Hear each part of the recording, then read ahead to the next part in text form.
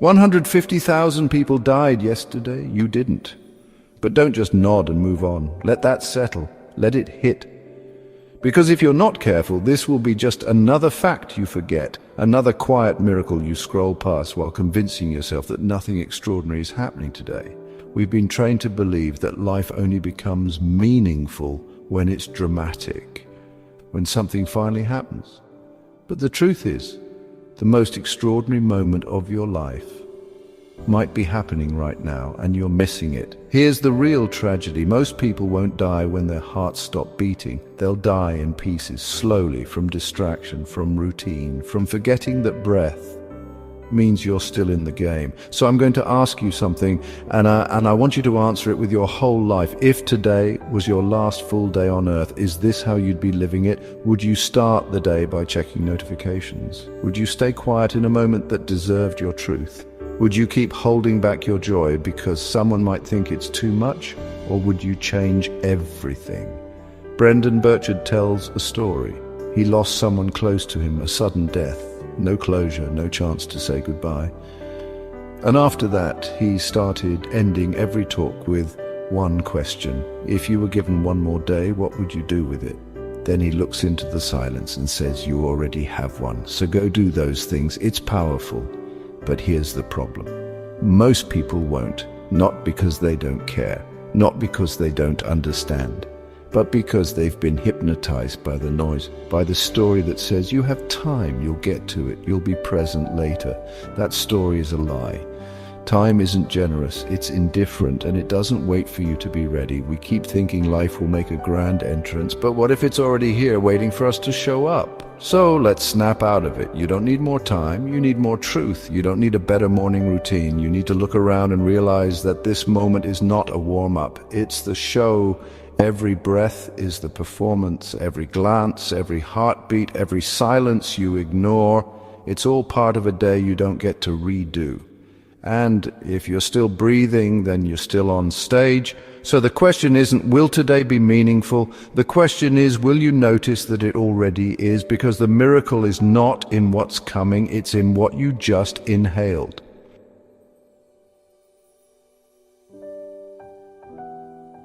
Close your eyes now, open them, because this is the only time you'll ever get this exact version of today. This hour, this light in the room, this breath, this body, it's here, it's fragile, and it's all yours.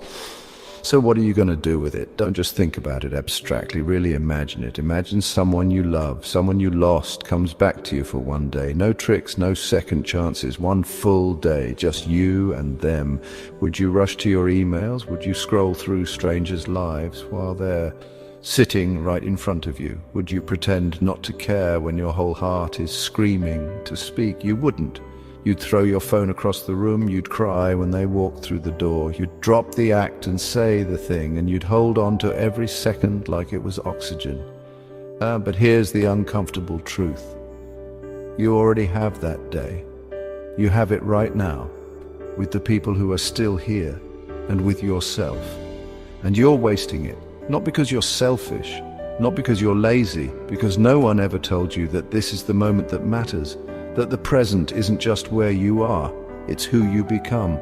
Mitsuo Aida, the Zen poet, wrote, "It's okay if we cry, because we are alive."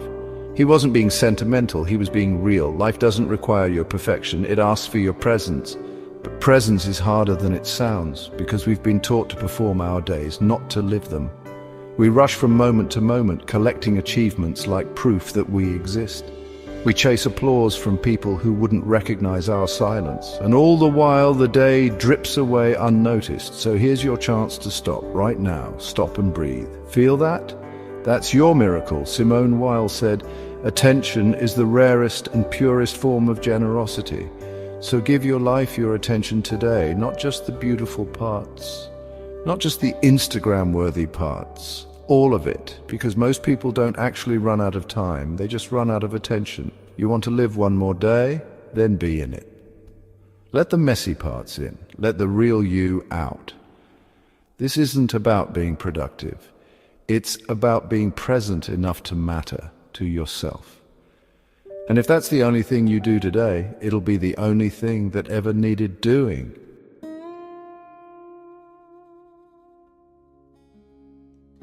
Most people don't run out of time.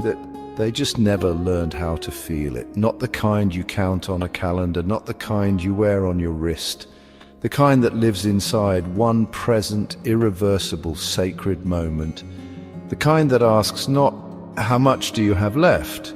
But, what will you do with what's right here? Jorge Luis Borges once told a story. A man sentenced to die at dawn. Just before the execution, he prays for one more year to finish his life's work.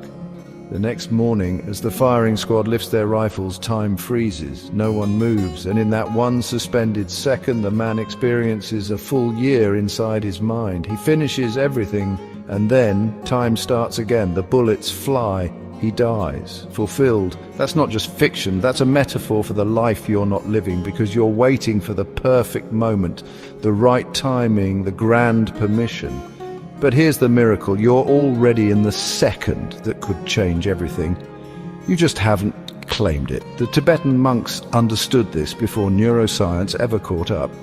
Every morning they meditate on death, not to obsess over endings, but to awaken. To remember that presence is a privilege, not a guarantee. They don't chant about forever. They ask, if today is my last, how will I greet it? This isn't about morbidity, it's about clarity. James Hillman once wrote, the impulse to death is not anti-life. It may be a demand for a fuller life through the death experience. In other words, maybe your burnout, your numbness, your quiet ache isn't just fatigue. Maybe it's your soul knocking. Maybe it's life asking you to stop existing and start becoming. But we don't. Because we've been trained to perform, to rehearse instead of live, to delay instead of act. We don't say the thing because we don't want it to be awkward. We don't take the leap because we don't want to fail.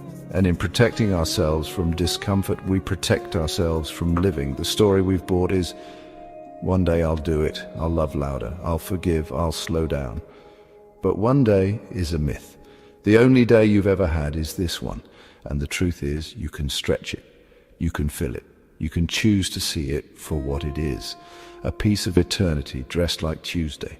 But only if you stop waiting for your life to begin, because time won't announce itself. It's not a drum roll, it's a whisper, and it's whispering now.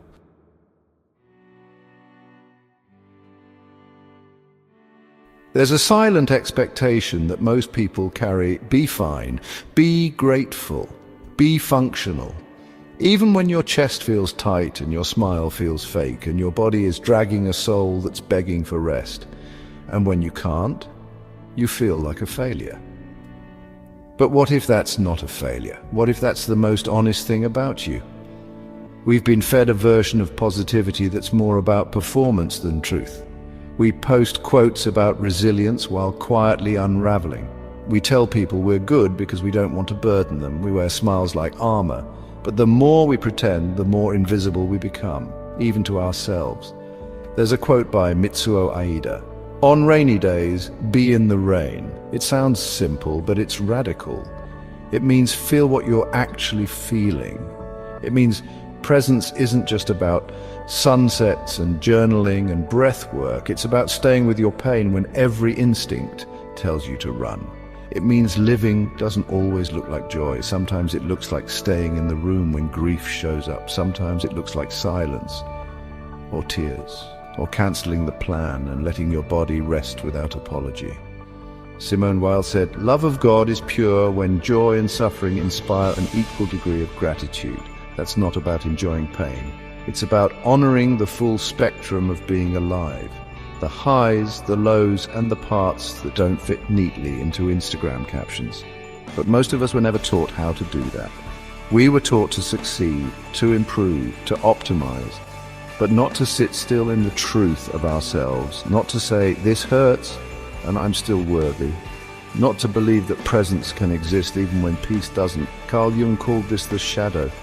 The pieces of ourselves we suppress to appear whole. But here's the paradox. What we suppress owns us, and what we integrate sets us free. So maybe your one more day isn't asking for performance. Maybe it's asking for honesty, not a curated version of you. The real you, the one who's scared, the one who's trying, the one who wants to be seen but doesn't always know how. Let that version breathe today. Let them be enough.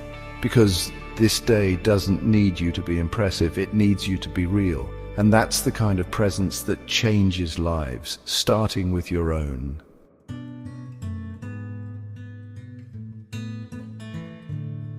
The most dangerous lie we're told isn't that life is short, it's that meaning lives somewhere far away, out in the distance, after the next milestone, under the spotlight of some future moment where we finally become someone worth remembering. But most people don't miss their life because it's too fast. They miss it because they've been trained to overlook what's already here. They're scanning the horizon for purpose while stepping over miracles. The sound of someone humming in the next room, a cup of coffee going cold, a pause in conversation that doesn't need to be filled. These aren't distractions from meaning, these are meaning. You just haven't been taught to see them that way. Gaston Bachelard once wrote, "Time is a reality confined to the instant and suspended between two voids." In other words, the only time that's real is this one, not yesterday, not tomorrow, just now, suspended between everything you were and everything you're becoming. But we rarely enter the now fully because it feels too small. We crave something more, something bigger, louder, shinier. But what if the sacred thing isn't what's rare? It's what's repeated. What if your one more day isn't asking for fireworks, but for attention, Rainer Maria Rilke said. It is our task to imprint this temporary, perishable earth into ourselves so deeply that its essence can rise again, invisibly inside us. That's not romanticism, that's a survival strategy, because the days you don't imprint will disappear and you'll look back and wonder where they went, even though they were here all along. You just weren't. We've become spectators of our own lives, taking pictures of sunsets we never truly watched, recording moments we didn't actually feel, distracted in the presence of people we love, rushing through the acts of being alive while waiting for something more meaningful to begin. But this is it. This is what the meaningful part looks like. It looks like folding laundry, making someone laugh, breathing in the air after it rains, holding someone's hand and not needing to say a thing. Matsuo Basho captured it in one haiku. An old silent pond, a frog jumps in, splash, silence again, nothing happens, and yet everything does. That splash was a whole world if you were listening. We keep saying we want more time, but what we really need is more reverence, more silence between words, more seeing instead of scrolling, more showing up. Not for something extraordinary, but for something exquisitely ordinary, because the sacred isn't hiding, you are. And this one more day isn't asking you to conquer it, it's asking you to feel it, to live it like it matters, not because it's spectacular, but because it's yours, and it will never come again.